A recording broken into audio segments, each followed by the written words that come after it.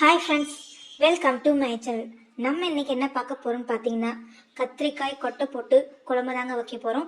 அதுவும் வெஜிடேரியன் கிடையாதுங்க, நான் வெஜிடேரியன் ஸ்டைலில் ரொம்பவே சூப்பராக இருக்குங்க. நீங்களும் மறக்காமல் ட்ரை பண்ணி பாருங்கள், எப்படி இருக்குன்னு சொல்லி கமெண்ட் பண்ணுங்கள். 2 வெங்காயம் எடுத்துக்கோங்க, 3 தக்காளி எடுத்துக்கோங்க, எல்லாம் கழுவி கட் பண்ணி எடுத்து வச்சுக்கோங்க.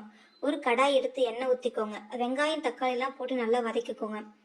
அது கூடவே 4லேருந்து 8 பூண்டு பல் எடுத்துக்கோங்க. ஒரு மூடி தேங்காவை நான் கட் பண்ணி வச்சுருக்கேன், நீங்களும் குட்டி குட்டியாக கட் பண்ணி எடுத்து வச்சுக்கோங்க. அதுவும் போட்டு நல்லா வதக்கிக்கோங்க. 2 மினிட்ஸ் கழிச்சு கேஸ் ஆஃப் பண்ணிடுங்க. அதுக்கப்புறமா நம்மக்கிட்ட என்ன வெஜிடபிள்ஸ் இருக்கோ அந்த வெஜிடபிள்ஸ்லாம் நம்ம கட் பண்ணிக்கலாம். என்கிட்ட கத்திரிக்காவும் முருங்கைக்காவும் இருக்குது, அதனால 2மே கட் பண்ணி எடுத்து வச்சுக்கிட்டேன். இப்போ மசாலா வெங்காயம் தக்காளிலாம் வச்சோம் இல்லையா, அதை நம்ம மிக்சியில் போட்டு நல்லா நைஸாக அரைச்சி எடுத்துக்கலாம் வாங்க.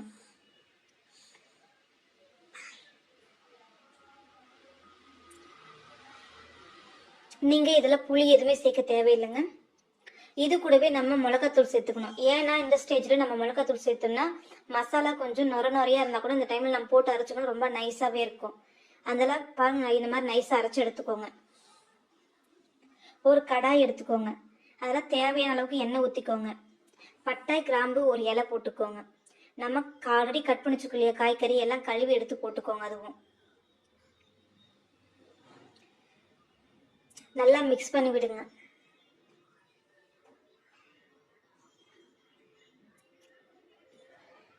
இப்போ நம்ம அரைச்சி வச்சிருக்க மசாலாவை எடுத்து ஊற்றிக்கலாங்க.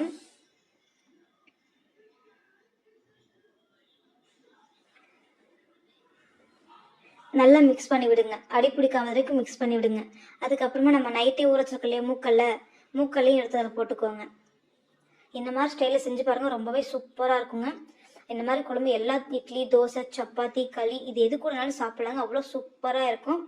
நல்லா கழுவி நல்லா உங்களுக்கு எவ்வளோ தேவையான தண்ணி வேணுமோ அந்த அளவுக்கு மட்டும் ஊற்றிக்கோங்க, அதிகமாக ஊற்றாதீங்க தண்ணி. உப்பு